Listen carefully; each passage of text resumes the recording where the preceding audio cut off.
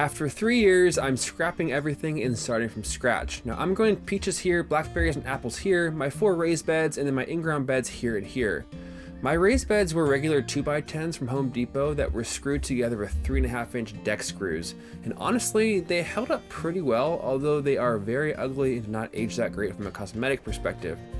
My irrigation that you can see here is split between 2 zones, one for the raised beds and one for everything in ground, including all my berries. I used 1/2-inch poly tubes that I punched in 1/2 gallon per hour drippers, and those are connected to a hose bib timer, and I'm going to be replacing these 4 beds with 6 brand new beds and also redoing all the in-ground beds and replacing all the irrigation for that. Now the first thing we need to do is get these beds taken apart, so I'm removing these 4 screws and then disconnecting my drip line. I love these push connect fittings because they're relatively easy to take off in case you ever need to, like I am here. I was really interested in seeing how the wood would look up against the soil, and as you can see, it's definitely been munched on by some bugs and fungus. Since I'm going to be reorienting my garden beds, I'm going to try and keep the soil where it's at so I can drop the new beds right over the top of these blocks and only move soil that's going to end up in the walkway. All these beds were laid out with drip lines in rows going a long way, which I really like. It makes it easy to keep your beds organized and is helpful when starting things like carrots and beets because you can sow seeds right up against the line and keep the soil moist with your timer. I have no idea why I use these 1/2-inch lines instead of just using regular 1/4-inch lines with built-in emitters, so I'll be fixing that with the new design. I would consider this soil mix about as perfect as you can get and costs the same as buying a bagged mix from the store. We'll go into the details of this in the next video of this little series.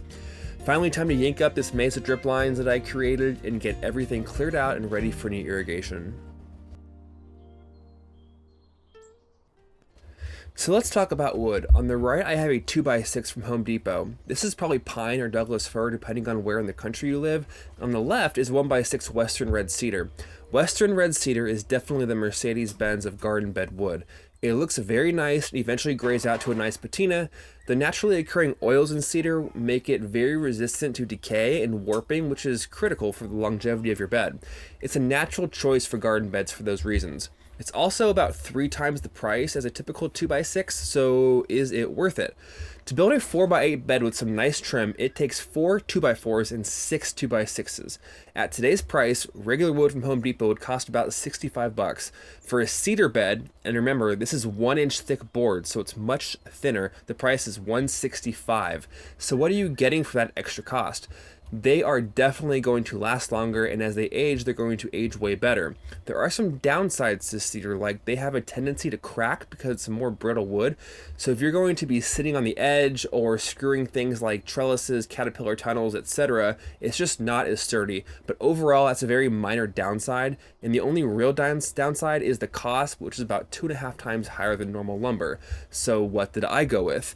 I'm going to do my beds with regular old lumber, but I'm going to be treating it and preserving it with a wood product I found on Amazon. I found this product that is natural and non-toxic, so it's safe for my garden soil to be up against it, and it's just mixed with water so I can spray it with the tools I already had. There are other options like tung oil and linseed oil, but the problem with those are linseed oil cures yellow, which I didn't want, and both oils take a long time to cure, sometimes as much as 30 days, which I did not want to wait that long. All you do is mix it with water and it dissolves into the solution. So this one pack will make 5 gallons of the curing solution. I wasn't sure how much I was going to need, so I split the pack up so I could make a few batches. I ended up using 4 gallons in total, and I ended up coating this wood like 3 to 4 different times during different phases of the project to make sure I got it really well. You can see it's a little chunky, and the instructions recommend straining it if you're going to be spraying it. I strained it with a regular kitchen wire mesh, and that was enough to prevent my little sprayer from getting clogged up. It's worth noting I did not strain the second batch, and my sprayer did get clogged pretty quickly, so it's definitely worth doing the extra step and straining it, even if you're not going to use a cheesecloth like it recommends. I wanted to make sure I got every piece of board, including the end grain, so I laid it all out on my driveway to do it all at once. I got the help of my little servants, aka my children, to pull off these stickers on the ends to make sure the solution penetrated every single side really well. Essentially, this stuff interacts with the tannins in the wood and modifies the pH to preserve it and prevent it from rotting.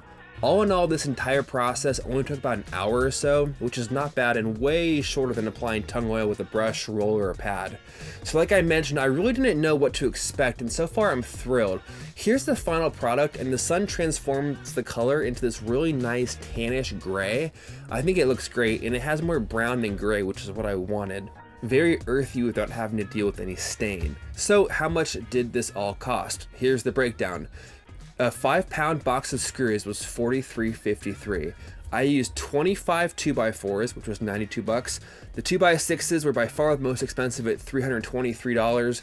The Valhaco Wood preservative was $84, bringing the total and this phase to $543. The next video in this series is going to be talking about how to build these beds, what type of soil I used, and also the irrigation. So click on that video here, and I will see you over there.